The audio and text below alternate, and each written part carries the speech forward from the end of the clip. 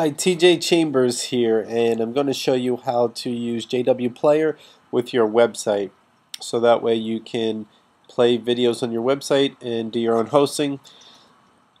Things do tend to get a little complicated and technologies change. I always recommend, if you can do it, go for a paid service where they take care of all the upgrading, and there's just a lot of headaches that come in when you want to start doing your own hosting, you want to have your own video players, etc.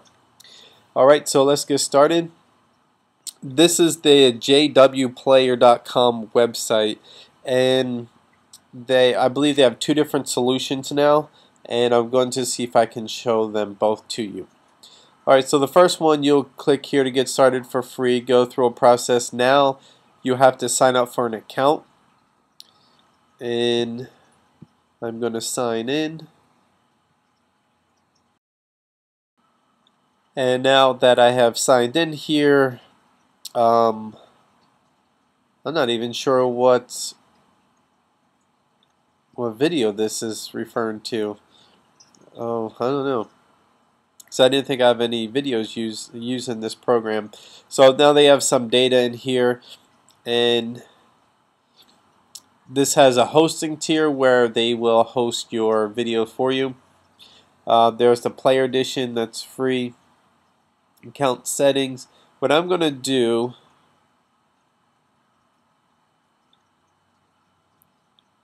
so here I was just reading through this where you can order video hosting, whatever. So you can read about that. So I clicked on publish video, and what I need to do, I need to have my video file uploaded. I need to have an image if I want to use one, and a title. This video file is where it's located on the internet. Now you can upload your video to your SPI hosting account. I don't really recommend doing that. One reason is SPI is not a video hosting. You are limited to how much storage you can take up. At this time it was 100 megabytes.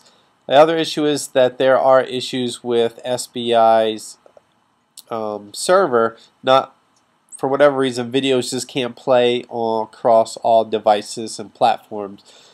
And I don't remember what it was, but I have a page where, in the forum where it talks about that there are certain platforms where the videos will not play. And that's because it's on SPI's hosting account. So what I'm going to do is, I have this video that I made for a class that I'm in. Now for this sake, I'm just going to take a screenshot of this, and this is going to be my image, and this is my video. Now the image you can create in many ways. I'm not going to go through that. You can take a screenshot, you can use Photoshop to create an image, just have the dimensions that you want. You can use take a screenshot, and you can use Photoshop to do some things on the video itself. You can play the video and then take a screenshot while the video is playing. How to do a screenshot, you'll have to figure that out. Let's see here, my screenshot. Since this video file is called P6, I'm just going to call this p6.png because my screenshots are named really weird. So what I have to do first is get my files online. And I logged into my Amazon S3 account, and this is what it looks like now. And when I log in, I just go over here to S3 on this left hand side.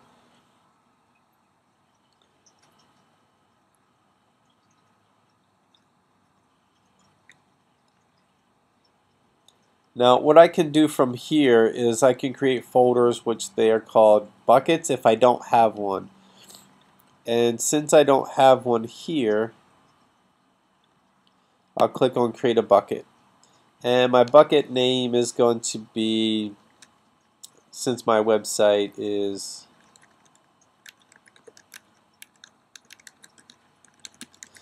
this particular website is an the example is smokescreen design, so I just name it smokescreen design videos. and you can put anything in here that you want.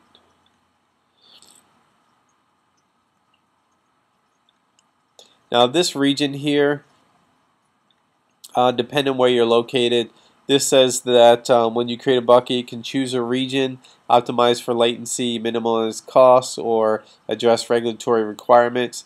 Now, for us in the United States, I don't know of any requirements, and I know most of my visitors are coming from the United States, so I'll just choose this one. From this point, I can, and it says you can click this link here for documentation if you need to read more. I can just create this bucket, or I can go to the next step, was set up login. And I don't need login, so I'm just going to create it. So it said it would send logs to my bucket. I don't need that. Now with this folder, I can set up permissions, and I believe this is my login username. I don't remember. And that's the, yeah, it's got to be the guarantee. So I can list, I can upload, delete, I can view permissions, edit permissions. And if you need, there's just a lot of settings in here. Don't need to change that. I'm not hosting a website here, so I don't need to mess with that. Login, notifications, tags, requester, pays, versioning. So I'm not using any of this stuff here. Now what I'm going to do is my bucket's over here, so I'm going to just click on that, and it takes me inside of my bucket. So what I can do, I have this option now over here, it says upload. In the top left corner, it's a blue button. I'm going to click upload. So I'm going to click add files, and I'm going to pick P-6. So what I have is P-6.mp4. So this is my video, and it tells me 6.9 megabytes. I'm going to click this again, and now I know my picture is on my desktop. Let's see, what do we, here it is. So I'm going to choose my picture, and let's see, you have set details, and I have start upload. So let me click on set details. Nope, I don't need any of those. Set permissions. And these two things, I want to make these public because people need to be able to access them. So make everything public. Set metadata. Okay, don't need to change anything there. Let's go ahead and click set upload or start upload.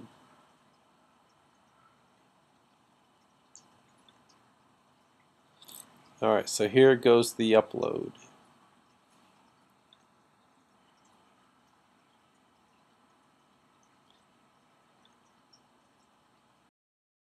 Now this is still uploading, but if you notice over here, I'm inside the bucket, and it's telling me this bucket is empty, there's nothing in it. And it's about to change as soon as this is finished uploading. So now I have this video here, and now I have the picture, and it says it's done. Now I can go to actions, and from here I can create another folder. So if I want to create a folder inside of this folder, I can do that. And I can upload pictures, I can upload files, I can upload videos into different folders. And see, if I click both of these, or I click them individually, then I can click these options that'll make it public. I can delete it, and let's see what they have for properties. So storage class, server-side encryption, don't need any of that. And make public. So if I didn't already make them public, then I can make them public by selecting them on the left-hand side and just clicking on make public.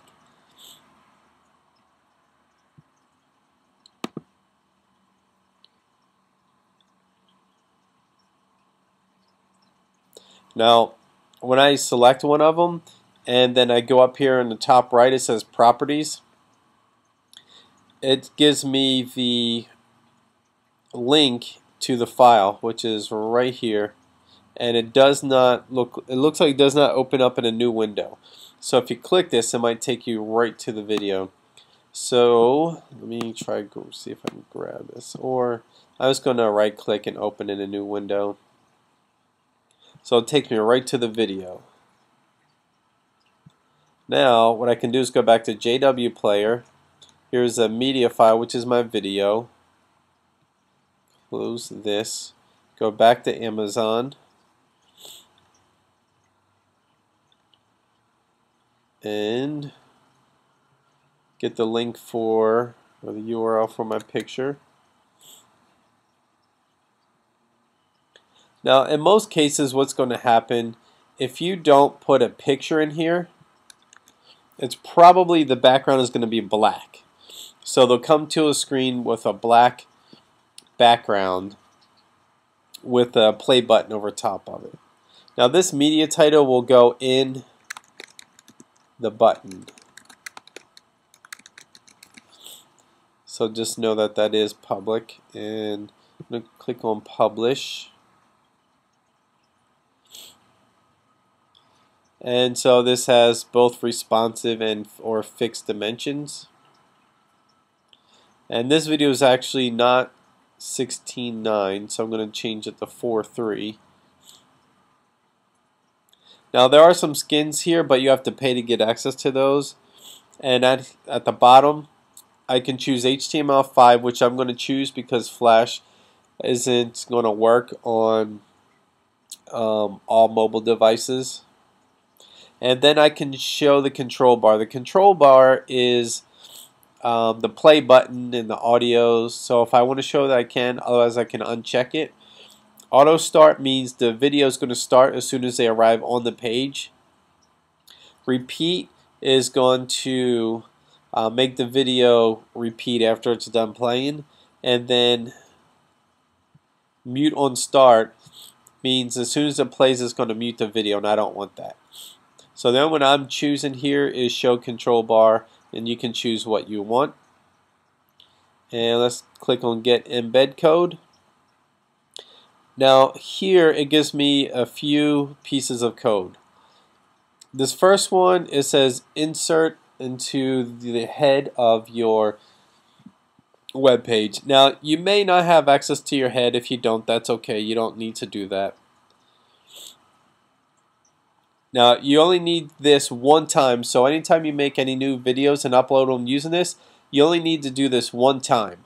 So you don't need to do a new one every single time you upload a video. And I'm going to show you where to put this if you're using BB2. And then this here is in the body, and this is where it's going to go inside of your page. So go over here to SBI, and I'm going to, in this case I'm just going to put it on my home page. It's going to be easier to find.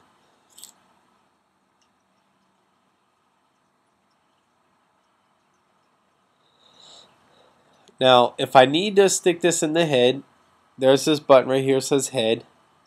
I can click on that, and I can put this in the head site-wide, which means it goes on every page throughout the whole website, and included on this page or not included on this page if I uncheck it.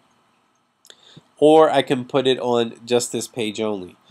Now in this case, if you're going to be adding videos using this method to all of your pages, or more than one page, just go ahead and copy this, and we're just going to stick it up here up top. Include it on this page and include it site-wide. So add to head. Now I'm just going to grab a video. I'm sorry, raw HTML block, not a video, sorry about that. Got a little distracted reading something.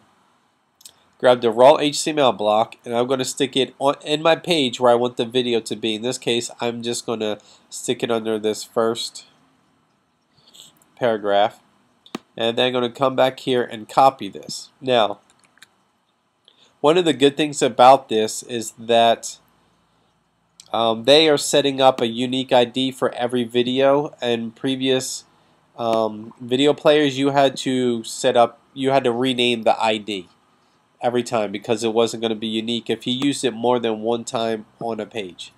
So they do all that for you now. And here is the video file. Here's the image. So if you decide you don't want an image, then you can just delete this URL. You don't have to go through the process all over again. If you want to change the title, you can change it by changing this text. And it's set to 100% width, and the aspect ratio 4:3. So if you accidentally do 4:3 and it's really 16:9, you just change it right here, 16:9. And if you don't want it to be 100%, you can change it here, 90%, whatever. So my raw HTML, I'm going to paste that. Now when I come over and click on preview,